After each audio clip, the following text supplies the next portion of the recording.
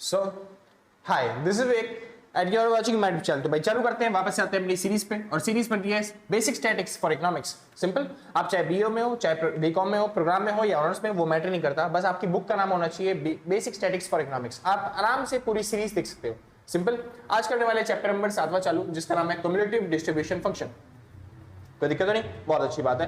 हाँ जी, उसके अंदर हम डेंसिटी फंक्शन के बारे में सीखेंगे, एक्सपेक्टेड वैल्यू यानी कि मीन क्या होता है उसके बारे में समझेंगे, और वेरिएंस के बारे में समझेंगे। सिंपल, चलिए चैप्टर शुरू करने से पहले एक छोटी सी बात, अगर आप नोट्स परचेज करना चाहते हो तो इस नंबर पे कांटेक्ट करके जो भी मिनिमम अमाउंट होगा व्हाट्सएप पे देने के बाद आराम से क्या बोलते हैं नोट्स परचेज कर सकते हो। सिंपल। और एक चीज और, हाँ भाई, कुछ बच्चे कह रहे हैं भैया उनका 13 तारीख को एग्जाम्स है और फटाफट सीरीज कंप्लीट करवा दो। सर मेरे को पता है आपका 13 तारीख को एग्जाम है, मैंने पूरा बताया भी दिया था कि मैं एग्जाम तक हो सकता है कि कंप्लीट ना करवा पाऊँ, क्योंकि चैप्टर बहुत ज्यादा है। 14 भाई लगभग मान लो 14 चैप्टर है आपके पास, और अभी हम 7वां चैप्टर आज करने वाले हैं। ठीक है जी, तो मुश्किल ही आपका पूरा सीरीज कंप्लीट हो पाएगी।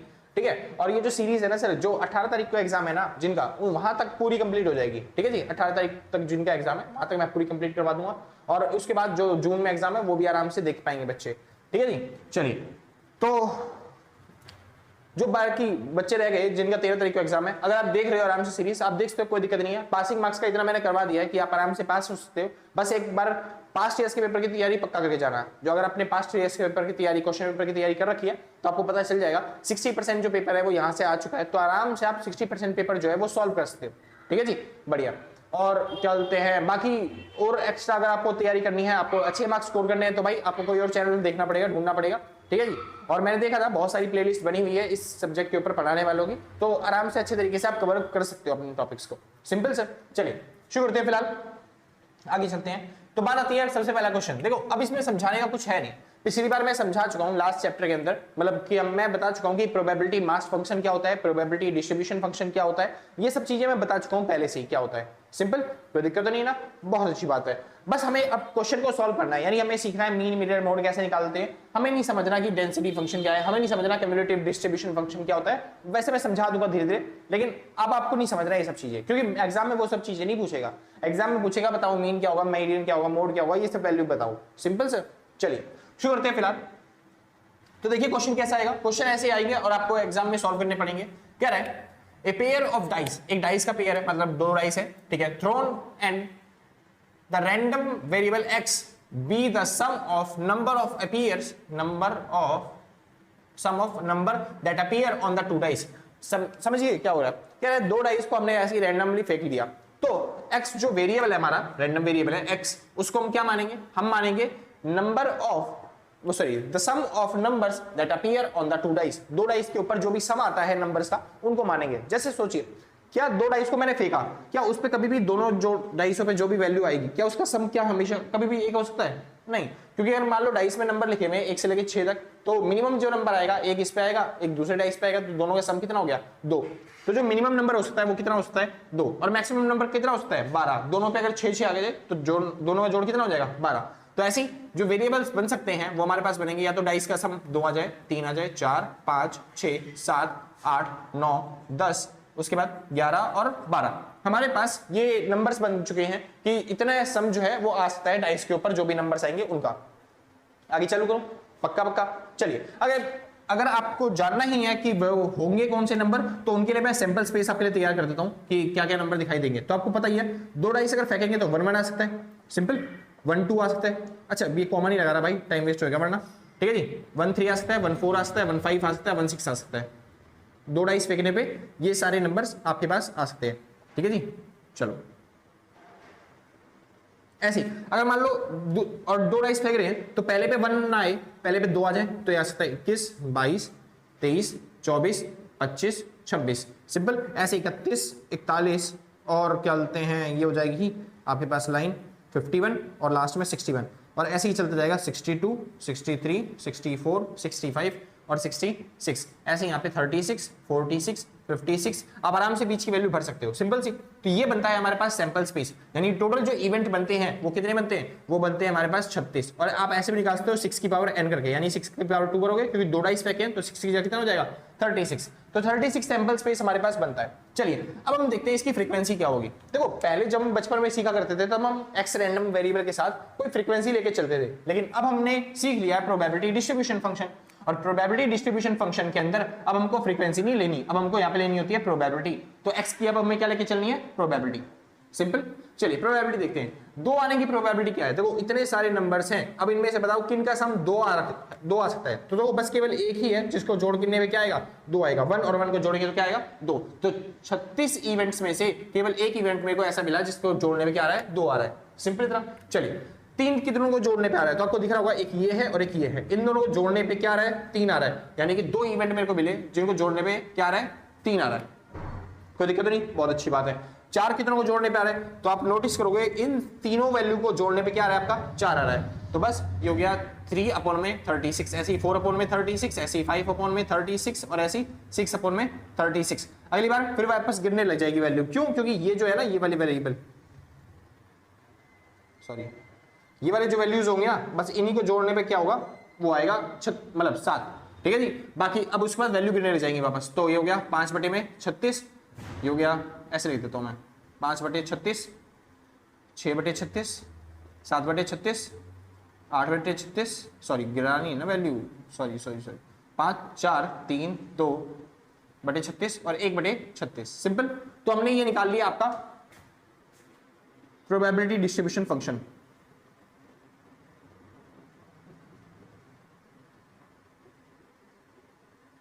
यहां पे 3 बटे 36, इधर 2 बटे 36, लास्ट 1/36।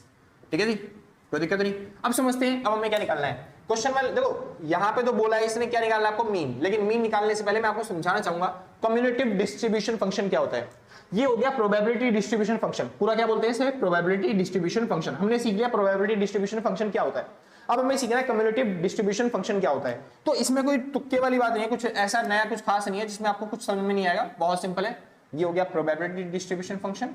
अब हमें सीखना है कम्युलेटिव डिस्ट्रीब्यूशन फंक्शन। वो कैसे सीखेंगे, याद है पुराने जमाने में जब आप बचपन में थे, आप मीडियन निकाला करते थे, तो मीडियन में आप क्या करते थे, जो फ्रीक्वेंसी दे रखी होती थी उससे पहले आप सीएफ निकालते थे। सेम वही काम यहाँ पे दे रखा है, यहाँ पे भी करना है आपको। जो आपको प्रोबेबिलिटी दे रखी है उसको आपको क्या इसमें चेंज करना है, सीएफ में चेंज करना है। ठीक है जी। आपका कम्युलेटिव डिस्ट्रीब्यूशन फंक्शन आ जाएगा। और कैसे चेंज करोगे, जो पहली वैल्यू होती है उसको सेम लिखोगे, 1/36 का 1/36 ही लिखना है। और उसके बाद आपको सम करते जाना है, 1 और 2 ये हो गया 3 बटे 36, 3 और 3 6 बटे 36, 6 4 10 बटे 36, 10 5 15 बटे 36, 15 और 6 21 बटे 36, 21 और 5 कितना हो गया, 26 बटे 36, 26 और 4 ये हो गया आपके पास 30 बटे 36, 30 और 3 33 बटे 36, उसके बाद 33 और 2 35 बटे 36 और लास्ट में एक जोड़ दिया तो ये हुआ 36 बटे 36। और मैंने बताया भी था इस प्रोबेबिलिटी का सम हमेशा कितना होना चाहिए, 1। और आप इसको भी सॉल्व करोगे तो कट के कितना आएगा, 1 ही आएगा। तो ये आपने सीख लिया cumulative distribution function. Simple, cumulative distribution function. अच्छा, प्रोबेबिलिटी डिस्ट्रीब्यूशन फंक्शन का अगर आप डायग्राम देखना चाहते हो तो वो डायग्राम कुछ इस तरीके का बनेगा। किस तरीके का बनेगा, इस तरीके का।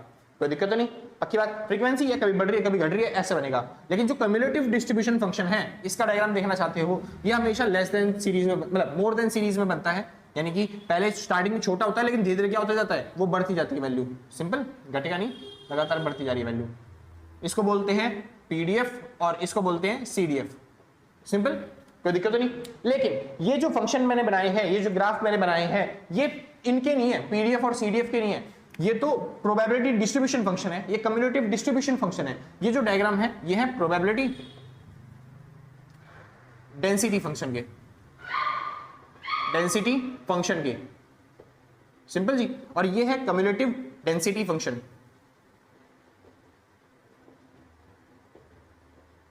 ठीक है जी, वो है प्रोबेबिलिटी डेंसिटी फंक्शन और ये है कम्युलेटिव डेंसिटी फंक्शन। सिंपल, जिसमें डेंसिटी दिखाई जा रही है, जिसमें अगर कंटिन्यूअस सीरीज होती, क्योंकि ये कौन सी सीरीज है, ये एक डिस्क्रीट सीरीज है जिसमें एक फिक्स्ड वैल्यू दे रखी है, फाइनाइट वैल्यू दे रखी है। तो इसके अंदर जो डायग्राम आपके बनेंगे वो ऐसे नहीं बनेंगे, वो आपके डायग्राम कुछ इस तरीके से बनेंगे, ये फिर उसके बाद ये, फिर उसके बाद ऐसे ऐसे ऐसे। यानी अगर आप बार इसके अगर देखना चाहो तो आप बार डायग्राम बना सकते हो इससे। समझे जी, क्या बना सकता है इससे, बार डायग्राम। इससे कभी भी हिस्टोग्राम नहीं बना सकते, कोई दिक्कत नहीं, क्योंकि ये फाइनाइट वैल्यू है, फाइनाइट नंबर है। लेकिन जब कंटिन्यूस सीरीज आ जाती है, जब दूसरी सीरीज आती है, तब आप ऐसे वाले डायग्राम बना सकते हो जो कि बनेंगे डेंसिटी फंक्शन। यानी कि अगर आप इनका देखना चाहो तो इनसे बनेंगे डिस्ट्रीब्यूशन फंक्शन। क्या बनते हैं इनसे? Distribution function. लेकिन अगले से क्या बनेंगे? Density function. ये होती है डिस्ट्रीब्यूशन फंक्शन। सिंपल। तो अगर आपके पास मान लो एक्स और एफ वाली सीरीज है, तब तो ये बनता है आपका क्या बोलते हैं, पीडीएफ, प्रोबेबिलिटी डिस्ट्रीब्यूशन फंक्शन, और ये बनता है आपका सीडीएफ, प्रोबेबिलिटी क्या बोलते हैं इसे, कम्युलेटिव डिस्ट्रीब्यूशन फंक्शन। वहीं पे अगर आपके पास कॉन्टिन्यूस सीरीज होती, कौन सी सीरीज होती? कॉन्टिन्यूस सीरीज होती, तब आप बना पाते प्रोबेबिलिटी डेंसिटी फंक्शन और कम्युलेटिव डेंसिटी फंक्शन, क्योंकि आपके पास 0 से 10 तक की कम्युलेटिव वैल्यू होती, यानी कि एक क्या बोलते हैं डिफरेंस होता है, यानी कि पॉइंट नंबर वाली वैल्यू होती, फाइनाइट इनफाइनाइट नंबर होते हैं आपके पास डिफरेंस बनाने के लिए, तब आप ऐसा डायग्राम बना पाते। कोई दिक्कत तो नहीं, आसान था। ये था आपका प्रोबेबिलिटी डिस्ट्रीब्यूशन फंक्शन और डेंसिटी डिस्ट्रीब्यूशन फंक्शन, मैंने दोनों आपको समझा दिए। आगे चलते हैं, अब बात करते हैं थोड़े से अपने टॉपिक की, जिसमें हमें निकालना है मीन, क्योंकि इस क्वेश्चन के अंदर क्या निकालने के लिए बोला था उसने? मीन ही बोला है ना? हाँ जी, मीन बोला है। चलो मीन निकालते हैं सर। अब ये मीन क्या चीज है? मीन क्या बोला है? मीन को नाम इस वाले में एक्सपेक्टेड वैल्यू बोलते हैं। क्या बोलते हैं? Expected value. और एक्सपेक्टेड वैल्यू को EX के दिखाया जाता है।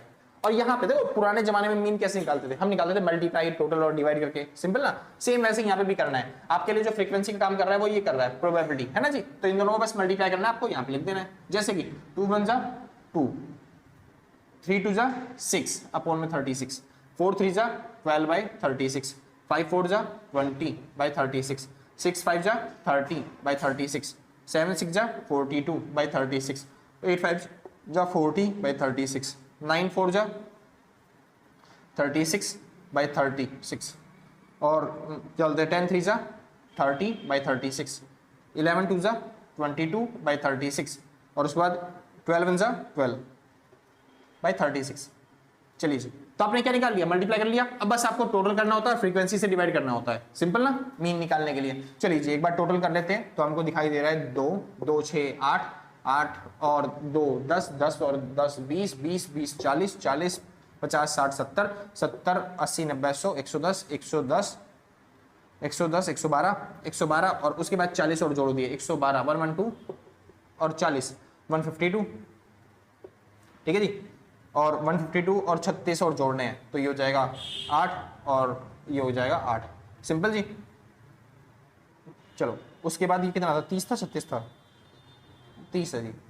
ठीक है जी, तो 30 और जोड़ दिए तो 88 98 208 218 218।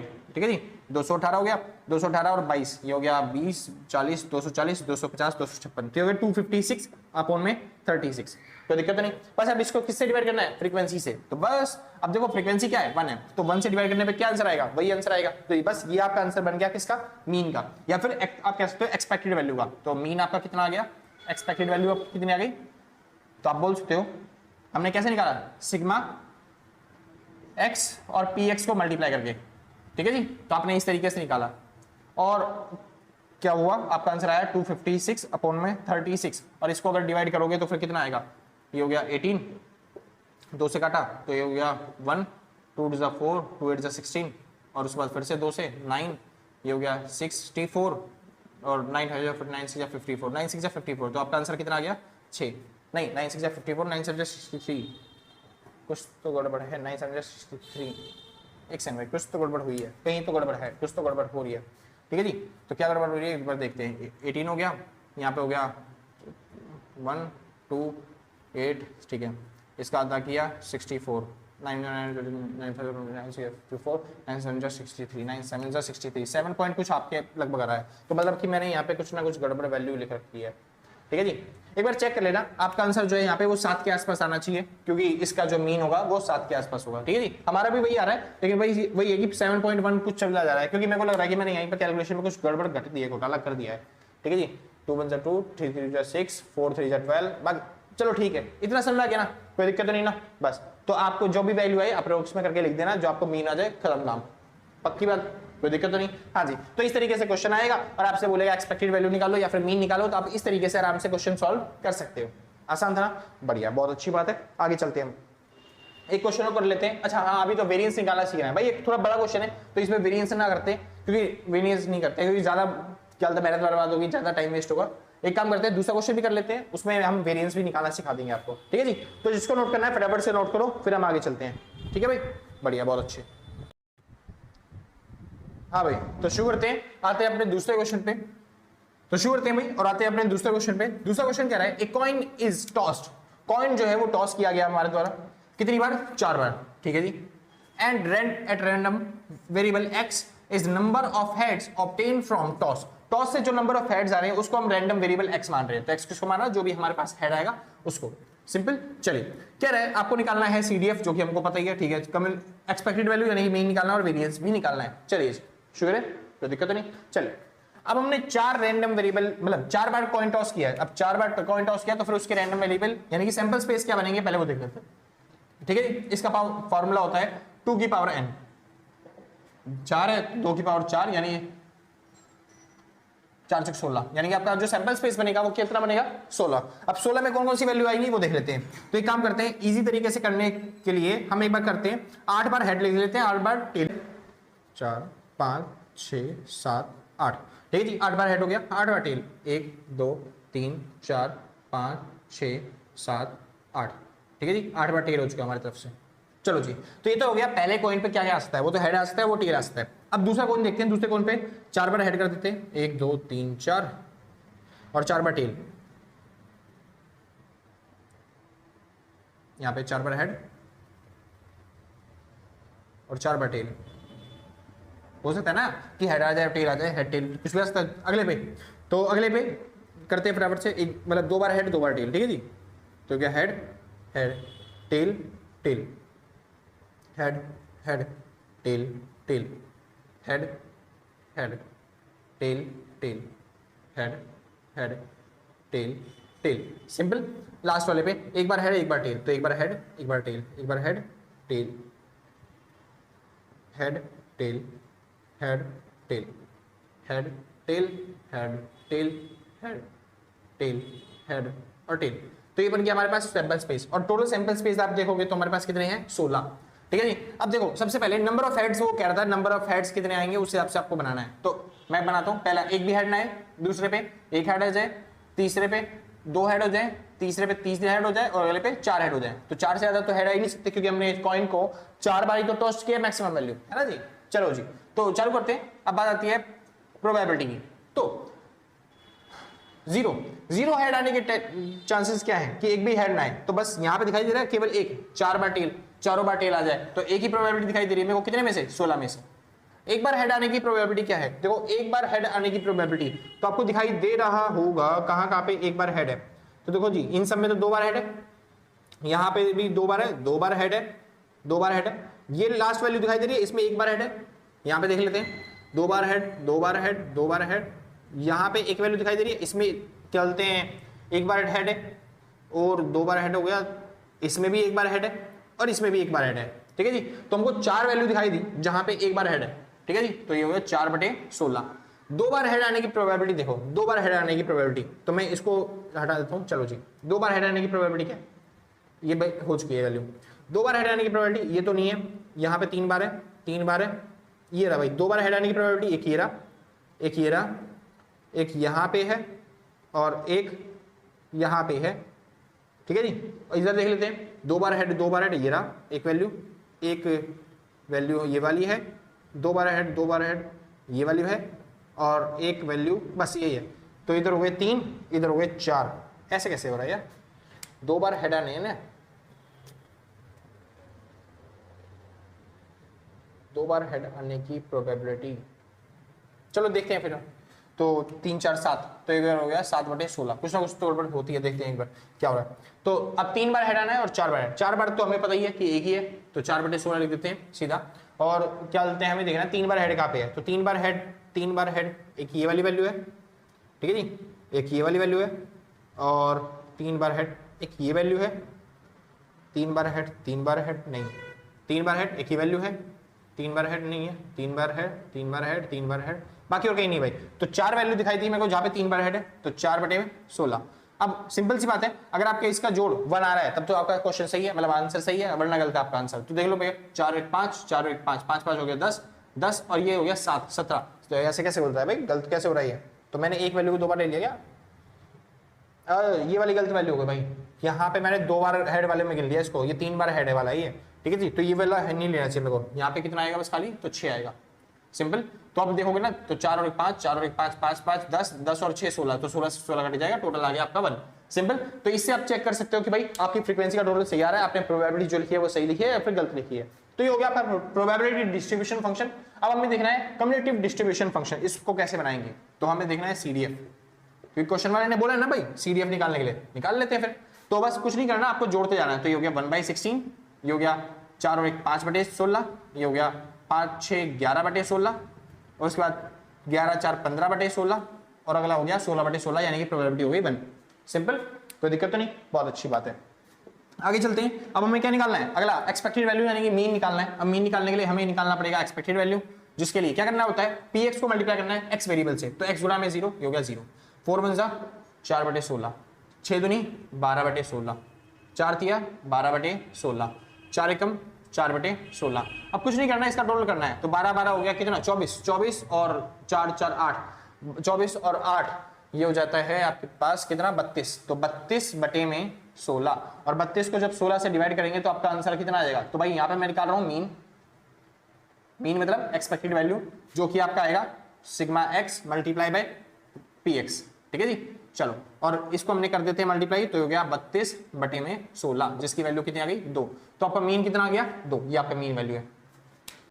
अब हमें सीखना है निकालना वेरिएंस क्या होता है। तो भाई वेरिएंस निकालने के लिए क्योंकि जगह चाहिए यहाँ पे, तो मैंने मीन को निकाल के नीचे लिख दिया, ठीक है जी। चलिए तो शुरू करते हैं। बात आती है वेरिएंस क्या होता है। तो वेरिएंस क्या होता है भाई, वेरिएंस मैंने आपको पहले भी समझाया था। वेरिएंस पहले क्या समझाया था बताता हूं, कि जो x होता है उसमें आपसे आपको मीन माइनस करना पड़ता है। जो भी आपका आंसर आता है पॉजिटिव में करने के लिए उसको हम उसका स्क्वायर कर देते हैं, उसको फ्रीक्वेंसी से डिवाइड करते हैं टोटल करने के बाद, और लास्ट में 100 रूट लगा देते हैं। ये पहले आपका फॉर्मूला हुआ करता था वेरिएंस निकालने का, ठीक है। अब क्योंकि यहाँ पे फ्रीक्वेंसी नहीं है, यहाँ पे क्या है, प्रोबेबिलिटी। अच्छा, यहाँ पे फ्रीक्वेंसी से भी मल्टीप्लाई करना होता है भाई, फिर उसके बाद टोटल करते हैं, ठीक है। अच्छा, अब जो है हमें क्या करना है, प्रोबेबिलिटी की हेल्प से करना है, वेरिएंस निकालना है। तो कैसे निकालेंगे, सुनिए। तो यहाँ पे वेरिएंस निकालने के लिए प्रोबेबिलिटी की हेल्प करनी है, यानी कि आपको करना तो वही है, बस इस बार थोड़ा सा अलग तरीके से। क्यों? क्योंकि यहाँ पे जो वैल्यू होती है वो अपॉन में आ जाती है, यानी अपॉन में आ जाती है, तो फिर कैलकुलेशन मुश्किल हो जाएगी। तो सिंपल वे में करने के लिए जो आपके पास एक्स दे रखा है आपको, उसका आपको स्क्वायर करना है। स्क्वायर करने के बाद आपको प्रोबेबिलिटी जो थी एक्स से उससे मल्टीप्लाई करना है, उसके बाद उसका सम करना है और माइनस करना है जो भी आपको मीन दे रखा होगा उसका टोटल, सिंपल। तो आप यहाँ पे वेरिएंस आराम से इजीली इस तरीके से निकाल पाओगे। कोई दिक्कत तो नहीं, आसान था ना, बढ़िया। तो मैं क्या कह रहा हूँ, मैं कह रहा हूँ कि आपको एक्स स्क्वायर जो है उसको मल्टीप्लाई करना है प्रोबेबिलिटी से, और उसके बाद जो आंसर आएगा उसको माइनस कर देना है मीन के स्क्वायर से। तो आप आराम से वेरिएंस निकाल सकते हो। अब कैसे करते हैं देखिए ध्यान से। सबसे पहले आपको एक्स का स्क्वायर निकालना है। एक्स का स्क्वायर देख लेते हैं क्या होगा। तो ये 0 लिखा हुआ है यहाँ पे, तो 0 का स्क्वायर होता है 0, फिर 1, फिर उसके बाद 4, फिर उसके बाद 9, उसके बाद 16, सिंपल। चलिए अब हम क्या करते हैं, इस एक्स स्क्वायर को मल्टीप्लाई करना है प्रोबेबिलिटी ऑफ एक्स, यानी px को मल्टीप्लाई कर रहा हूं मैं एक्स स्क्वायर से। चलिए जी, तो 0 से मल्टीप्लाई करेंगे तो ये हो जाएगा 0, 4 से मल्टीप्लाई कर दिया तो ये हो गया 4/16, 6 से किया 6 4 जा 24/16, उसके बाद 9 चौक 36/16, 16 कम 16/16, सिंपल, जिसकी वैल्यू कट के कितनी आने वाली है, एक ही आने वाली है। चलिए जी सॉल्व कर लेते हैं फटाफट से। अब इसका टोटल करना है, टोटल कितना हो जाएगा, तो मेरे को दिखाई दे रहा है 36 और 4 ये हो गया 40, 24 और 16 ये भी हो गया 40, 40 और 40 हो गया 80, 80/16 आपका आंसर आ गया, जिसको काट के मैं बोल सकता हूँ कि कितना आ रहा है 5, ठीक है जी। तो इसका सम कितना आया 5। अब वैल्यू पुट कर देते हैं, तो इस पूरे की वैल्यू आई हमारे पास 5, माइनस में मीन कितना है, मीन हमने पहले ही निकाल लिया 2 है, तो 2 का स्क्वायर कितना हो गया 4, तो 5 में से जब 4 जाएंगे तो कितना आंसर आएगा 1। तो आपका जो वेरिएंस आया वो क्या आया 1। अगर आप वहीं पे स्टैंडर्ड डेविएशन निकालने के लिए बोलते मेरे से तो मैं निकाल देता, कैसे, जो वेरिएंस होता है उसका रूट कर दोगे तो आपका स्टैंडर्ड डेविएशन हो जाता है, जो कि कितना हो जाएगा 1। सिंपल था, बस याद रखना ये प्लस माइनस का दोनों का मन हो सकता है, आसान, कोई दिक्कत तो नहीं, बहुत अच्छी बात। अगर आप बोलते हैं मेरे से कोफिशिएंट ऑफ वेरिएंस निकालिए, क्या होगा, तो कोफिशिएंट ऑफ वेरिएंस का फॉर्मूला होता है स्टैंडर्ड डेविएशन अपॉन में मीन मल्टीप्लाई बाय 100। तो स्टैंडर्ड डेविएशन मेरे को पता ही है बनाया, और मीन मेरे को देखा है 2 मल्टीप्लाई बाय 100, अगर मैं इसको करूंगा तो मेरे पास आएगा 50, तो 50% क्या आ गया आपका पास, कोफिशिएंट ऑफ वेरिएंस। इतना सिंपल, कोई दिक्कत तो नहीं। तो भाई मेरे जितना हो सकता था कि आपके एग्जाम्स में जो जो चीजें आ सकती हैं मैंने यहाँ तक आपको समझा दिया है, और ये आपके लिए इनफ होगा कि आप आराम से एग्जाम्स में पासिंग मार्क्स क्या बोलते हैं स्कोर कर सकते हो। बस ये मेक श्योर करना कि आप जो है एग्जाम करने से पहले कम से कम 2 या 3 प्रीवियस ईयर पेपर यानी क्वेश्चन पेपर जो है पिछले साल के वो एक बार देख के जाओ और आप टिक लगा के जाओ कि मेरे को इस चैप्टर में से ये वाले टॉपिक्स आ गए हैं तो मैं ये वाले क्वेश्चन जो है कर दूंगा। और आपको खुद को पता चलेगा कि आप ये मान लो 60% जो एग्जाम में पेपर में क्वेश्चन होंगे वो आराम से सॉल्व कर सकते हो। भाई सबसे मोस्ट इंपॉर्टेंट है previous year paper. Previous year paper कहीं से भी ढूंढो, वेबसाइट में तो कहीं मिलते ही नहीं भाई। आप प्रीवियस ईयर पेपर मार्केट में जाके बुक से ले सकते हो, शॉप से जाके बुक ले सकते हो प्रीवियस ईयर पेपर की, या फिर आप क्या बोलते हैं अगर मिल जाए तो भैया के पास कांटेक्ट कर लेना इस नंबर पे, क्या पता हो सकता है तो दे देंगे प्रीवियस ईयर पेपर, ठीक है जी। और क्या बोलते हैं बाकी आप YouTube पे सर्च करोगे ना आप आराम से मिल जाएंगे, आपको डाल देना बेसिक स्टैटिक्स फॉर इकोनॉमिक्स के जो प्रीवियस ईयर पेपर है वो दिखा दो तो वो आराम से रील्स के अंदर शॉर्ट्स के अंदर प्रीवियस ईयर पेपर दिखा देंगे और आपको वहां पे दिखेगा कि आपने ज्यादातर क्वेश्चन जो है मान लो 60% जो आपका सिलेबस है वो आपने कंप्लीट कर लिया, तो इस सब्जेक्ट में आप पास हो सकते हो आराम से, ठीक है जी, कोई दिक्कत तो नहीं। तो भाई जितनी मेहनत हो सकती थी मेरे से मैं अपनी तरफ से पूरे एफर्ट लगा रहा हूँ। भाई मेरे पास टाइम नहीं मिल रहा क्योंकि मैंने बता रहा हूँ भाई एक वीडियो बनाने के लिए मेरे को टाइम देना पड़ रहा है 6-6 घंटे, मतलब 3 घंटा तो उसमें जाता है किसमें क्या बोलते हैं वीडियो शूटिंग में, और क्योंकि शोर शराबा बहुत ज्यादा होते रहता है, फिर उसके बाद बैच पढ़ाने होते हैं, उसके बाद मेरे को वीडियो की एडिट करके रेंडरिंग करके सब चीज, क्योंकि रेंडरिंग करने में ही सारा टाइम चला जाता है मेन चीज तो, ठीक है जी, वीडियो की रेंडरिंग में सबसे ज्यादा टाइम लगता है और उसके बाद वीडियो को अपलोड करने में टाइम ज्यादा लगता है, ठीक है जी, क्योंकि हम जहाँ पे रहते हैं वो गांव वाला एरिया है, गांव में क्या बोलते हैं इतना स्पीड में नेट आता नहीं है, हमको जाना पड़ता है शहर वाले एरिया में, तो जितनी देर क्या बोलते हैं वीडियो अपलोड हो रही है उतनी देर मेरे को शहर में टिकना पड़ेगा, तो उसमें अलग से टाइम वेस्ट होता है, सिंपल जी। तो मतलब वीडियो शूट करने की जगह अलग है, वीडियो अपलोड करने के लिए अलग जगह पे जाना पड़ रहा है, तो हर जगह के टाइम वेस्ट होने वाली चीजें हैं ये सब चीजें हमारे लिए। फिलहाल आपके लिए कुछ नहीं, आपके लिए मेहनत करी जा रहे हैं, तो फिर अगर आप सपोर्ट दिखाते रहोगे ऐसे ही तो फिर और भी ज्यादा मेहनत करेंगे भाई, ठीक है जी। फिलहाल तो यहाँ पे खत्म होता है आपका ये वाला चैप्टर, ठीक है जी। और बाकी हाँ एक टॉपिक और रह गया, मैंने आपको डेंसिटी फंक्शन के बारे में डायग्राम्स के बारे में समझाया कि डेंसिटी फंक्शन के डायग्राम्स कैसे होते हैं, अगर आप उसके फंक्शन इक्वेशन और ये सब चीजें फॉर्मूले क्या होते हैं, सॉल्व कैसे करते हैं, न्यूमेरिकल्स कैसे आएंगे डेंसिटी फंक्शन के, इन सब के बारे में सीखना चाहते हो तो भाई आगे आने वाले जो चैप्टर्स हैं उनको फॉलो करते रहना, ठीक है जी, उसमें हमको सिखाएंगे, क्योंकि डेंसिटी फंक्शन में इंटीग्रेशन जैसे टॉपिक्स आते हैं और कुछ बच्चे ऐसे हैं जिन्होंने इंटीग्रेशन बचपन में नहीं पढ़ी है तो फिर वो कैसे ही कर लेंगे ये वाले टॉपिक्स, तो इसलिए मैंने 7वें चैप्टर तक वो टॉपिक रखे हैं जिसमें आपको ज्यादा दिमाग नहीं लगाना पड़े, आप इजीली कर सकते हो। अब जो टॉपिक्स हैं वो थोड़े से हार्ड होते चले जाएंगे आपके लिए, तो एक काम करना कि अच्छे तरीके से फोकस करके तैयारी करके फिर बैठना, ठीक है जी, अपनी क्लासेस के लिए। फिलहाल आज के लिए विदा लेते हैं यहीं पे। किसी को अगर नोट्स परचेज करना है तो इस नंबर पे कांटेक्ट करके जो भी मिनिमम अमाउंट हो सकता है वो मतलब जितनी मिनिमम अमाउंट होगा आपके सब्जेक्ट के नोट्स का तो आप उतने क्या बोलते हैं व्हाट्सएप पे पेमेंट करने के बाद नोट्स परचेज कर सकते हो, सिंपल। चलिए तो आज के लिए बस इतना ही करते हैं, मिलते हैं कल सेम टाइम सेम दिन और टाटा बाय बाय, ठीक है जी। तो जिसको नोट करना है भाई फटाफट से नोट कर लो, और किसी को कोई डाउट आ रहा है भाई तो कमेंट में बता देना, कुछ उल्टा सीधा मत बोलना, अपनी तरफ से पूरी मेहनत कर रहे हैं भाई, ठीक है। बाकी जितना हो सकता है उतना अपलोड कर रहे हैं, बाकी थैंक यू भाई देखने के लिए वीडियोस।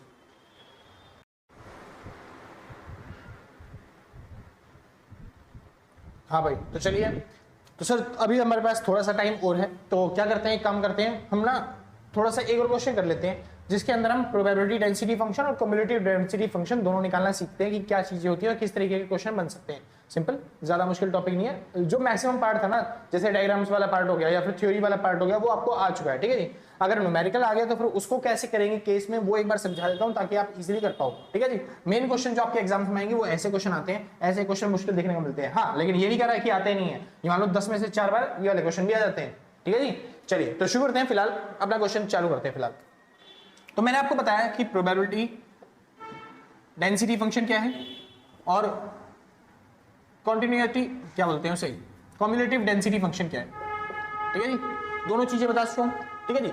अब बात क्या होती है ना, एक थोड़ी सी रूल्स होती है, जो प्रोबेबिलिटी डेंसिटी फंक्शन है इसका मतलब क्या है, पहला फंक्शन इसका, इसकी बात याद रखना, जो प्रोबेबिलिटी डेंसिटी फंक्शन है उसमें जितने भी फ्रीक्वेंसी होती है यानी जितनी भी प्रोबेबिलिटी होती है उसका सम कितना आता है, 1 आता है। तो मैं कह सकता हूं इस फंक्शन का जो सम होता है ना वो हमेशा किसके बराबर आता है, वो हमेशा 1 के बराबर आता है, सिंपल, इतना कोई दिक्कत तो नहीं, बहुत अच्छी बात है।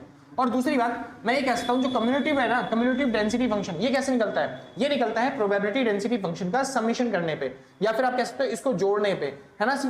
तो वहीं पे अगर इसको उसकी स्टैटिक्स की लैंग्वेज में देखा जाए तो कम्युलेटिव डेंसिटी फंक्शन जो निकलता है वो कैसे निकलता है, वो पीडीएफ का इंटीग्रेशन करने पे निकलता है। तो बस ये जो इंटीग्रेशन होता है किसका, ये जो है वो क्या होता है, इंटीग्रेशन होता है किसका, कम्युलेटिव डेंसिटी फंक्शन का, ये हो गया फंक्शन ऑफ एक्स का, कोई दिक्कत तो नहीं, सिंपल जी, पक्का पक्का।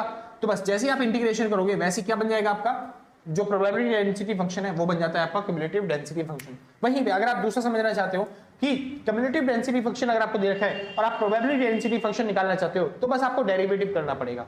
सिंपल इतना, कोई दिक्कत तो नहीं। बस इतना सा आपने समझ लिया तो मान लो आपके जो सॉल्व है, जो आपके न्यूमेरिकल्स है वो आपके सॉल्व हो जाएंगे। सिंपल, जैसे कि एक न्यूमेरिकल करवा भी देता हूं आपको। पहला क्वेश्चन, मतलब तीसरा क्वेश्चन, दो क्वेश्चन हो चुके हैं, तीसरा क्वेश्चन कह रहे हैं एक कंटिन्यूअस रैंडम वेरिएबल आपको दे रखा है x हैज डिस्ट्रीब्यूशन फंक्शन।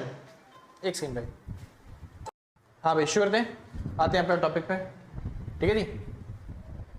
तो कह रहा है आपको एक रैंडम वेरिएबल दे रखा है, वो भी कौन सी सीरीज का, कंटिन्यूअस सीरीज का। तो आपको दिख ही रहा होगा कंटिन्यूअस रैंडम वेरिएबल दे रखा है आपको, हैज चलते हैं डिस्ट्रीब्यूशन फंक्शन, उसका डिस्ट्रीब्यूशन फंक्शन दे रखा है, ये पूरा डिस्ट्रीब्यूशन है। और आप देखो जब भी आपको दिखाई दे रहा है लेस देन या मोर देन के निशान दिखाई दे रहे हैं तो इससे समझ जाना लेस देन और मोर देन के जो निशान होते हैं वो कहां पे होते हैं, तो भाई वो होते हैं कम्युलेटिव डिस्ट्रीब्यूशन फंक्शन के अंदर। क्योंकि जो प्रोबेबिलिटी डिस्ट्रीब्यूशन फंक्शन होता है वो डायरेक्ट होता है, जो कम्युलेटिव डिस्ट्रीब्यूशन फंक्शन होता है इसी के अंदर लेस देन और मोर देन के निशान दिखाई देते हैं, तो इसको बोलते हैं CDF। ये फॉर्मुला इक्वेशन आपको दे रखी है CDF की, कोई दिक्कत नहीं। आप इससे भी समझ सकते हो कि कंटिन्यूअस रैंडम वेरिएबल दे रखा है, यानी कि CDF दे रखा है आपको, ठीक है जी। तो CDF फंक्शन दे रखा है आपको और आपको कह रहा है पहले तो k की वैल्यू फाइंड आउट करनी है, दूसरा कह रहा है प्रोबेबिलिटी डेंसिटी फंक्शन आपको निकाल के देना है, ठीक है जी। चलिए अब कैसे सॉल्व करते हैं वो देखते हैं। सबसे पहले k की वैल्यू फाइंड आउट करनी है और मेरे को दिखाई दे रहा है अगर मैं इस वैल्यू का यूज करूंगा क्या मेरे को k की वैल्यू मिल जाएगी, नहीं जी। तो इसका यूज करके मेरे को k की वैल्यू नहीं मिलने वाली। क्या मैं इस इक्वेशन का यूज करूंगा तो मेरे को k की वैल्यू निकल जाएगी, नहीं जी, क्योंकि यहाँ पे k है ही नहीं। तो मेरे को इस इक्वेशन का यूज करना है ताकि मैं क्या निकाल पाऊं, k की वैल्यू निकाल पाऊं। चलिए जी, तो k की वैल्यू निकालने के लिए इक्वेशन का यूज करते हैं। कह रहा है k x माइनस में 1 पावर 4, ठीक है जी।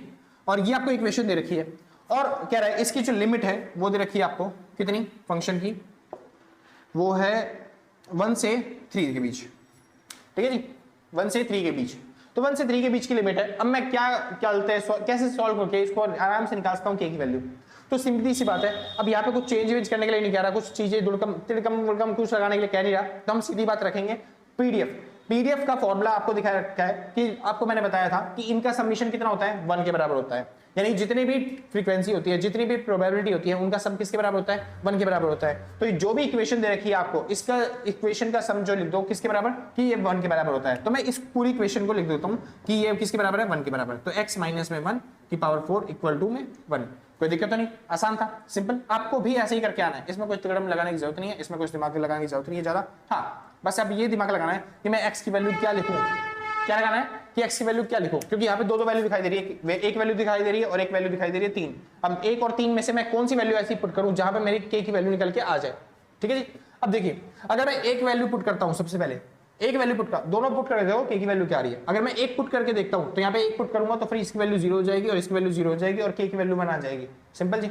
लेकिन ये एक गलत इक्वेशन मानी जाएगी, क्यों, क्योंकि अंदर यहाँ पे क्या बन रहा है, 0 बन रहा है, और जैसे ही 0 बनती है तो उसकी पावर 0 में गलत इक्वेशन मानी जाती है कि एग्जैक्ट वैल्यू जो होती है वो निकल के नहीं आ पाती, ठीक है जी। 0 नहीं बनना चाहिए आपकी इक्वेशन के अंदर। तो दूसरी तरीका क्या है निकालने का, तो वैल्यू हम 3 पुट कर लेते हैं, सिंपल सी बात है, नॉर्मल सी बात है। चलिए तो 3 पुट करते हैं, तो k की वैल्यू जब x की वैल्यू जब 3 पुट करेंगे तो ये हो जाएगा 3 माइनस में 1 पावर में 4, जो कि हो गई k, इसमें से गया तो 2 की पावर 4, 2 की पावर 4 इक्वल टू में 1, 2 की पावर 4 का मतलब होता है 16, यानी कि k मल्टीप्लाई में 16 इक्वल टू 1, यानी k की वैल्यू आ गई 1/16। तो हमने पहली इक्वेशन जो थी वो सॉल्व कर दी है, कोई दिक्कत तो नहीं, आसान था। इक्वेशन का सम मैंने बताया आपको 1 के बराबर होता है, आपको इक्वेशन का सम आपने 1 के बराबर लिख दिया। 1 के बराबर जैसे ही साथ ही लिखा, हमको बस वैल्यू पुट करनी है। वैल्यू कौन सी पुट करनी है, लिमिट्स पुट करनी है। लिमिट्स 1 और 3 दिखाई दे रही है मेरे को, तो या तो 1 पुट करूंगा या फिर 3 पुट करूंगा। 1 पुट करूंगा तो फिर आंसर में यहाँ पे क्या बन जाएगा, 0। तो आपका आंसर क्या हो सकता है, 0 हो सकता है, ठीक है जी, इन्फिनिटी। क्योंकि देखो यहाँ पे अगर 0 बन गया, उधर जाके मैं डिवाइड करूंगा, 0 से डिवाइड कुछ भी करोगे तो नॉट डिफाइन आता है आपका आंसर नहीं आने वाला, सीधी बात। तो मेरे को क्या पुट करना पड़ेगा, 3 पुट करना पड़ेगा। मैंने 3 पुट किया तो आपका आंसर आ गया, की वैल्यू कितनी आ गई, 3। कोई दिक्कत तो नहीं, आसान था, बहुत अच्छी बात है। अब चालू करते हैं दूसरी इक्वेशन। दूसरा क्या कह रहा है, दूसरा कह रहा है प्रोबेबिलिटी डेंसिटी फंक्शन बनाना है आपको। इस फंक्शन को चेंज करना है, क्या बनाना है, प्रोबेबिलिटी डेंसिटी फंक्शन। और इससे पता चल जाएगा भाई ये प्रोबेबिलिटी डेंसिटी फंक्शन आपको बनाने के लिए कह रहा है, यानी दूसरा फंक्शन, ये वाला फंक्शन क्या होगा, क्युमुलेटिव डेंसिटी फंक्शन होगा, समझ में आया। चलिए जी, तो शुरू करते हैं, इसको चेंज करते हैं और प्रोबेबिलिटी डेंसिटी फंक्शन बनाते हैं। अब एक बार देखो क्या कह रहा है, पहले एक बार टाइमलाइन पे दिखा दूंगा आपको।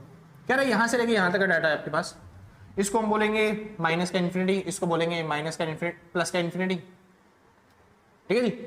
और आपको देखिए x की वैल्यू 1 से छोटी, यानी कि मान लेते हैं इसको 1, ये 1 हो गया, और 3 दे रखा है तो इसको मान लेते हैं 3 हो गया, चलिए अब देखिए, अगर मैं x की वैल्यू 3 से ऊपर रखता हूं, 3 से बड़ी रखता हूं, तो आपका आंसर क्या आने वाला है 1। तो अगर मैं यहां की कोई भी वैल्यू लिखूंगा, यहां की कोई भी वैल्यू लिखूंगा, तो आंसर क्या आएगा 1। सिंपल। चलिए, और x की वैल्यू अगर मैं 1 से कोई भी छोटी लिखता हूं या 1 के बराबर लिखता हूं, तो मेरा आंसर क्या आने वाला है? मेरा आंसर आने वाला है 0। ठीक है जी, आंसर 0 आने वाला है। यानी कि अगर मैं 1 से 3 की वैल्यू लिखूंगा तो मेरा आंसर ये आएगा।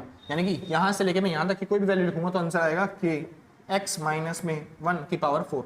सिंपल इतना, कोई दिक्कत नहीं। चलिए, अब मैंने आपको बताया था, ये दे रखा है आपको cumulative density function, probability density function निकालने के लिए हमको बस खाली डेरिवेटिव करना होता है। तो बस इसका डेरिवेटिव कर देंगे जैसे कि वैसे आपकी इक्वेशन निकल के आ जाएगी।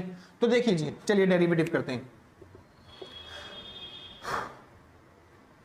तो जो आपका फंक्शन है उसका मैं डेरिवेटिव करने जा रहा हूं।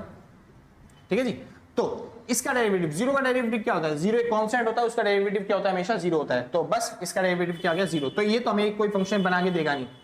इसका डेरिवेटिव, सर 1 का डेरिवेटिव 1 एक कांस्टेंट होता है, इसका डेरिवेटिव भी क्या होता है? 0 होता है। तो ये भी हमें कोई फंक्शन बना के देगा नहीं।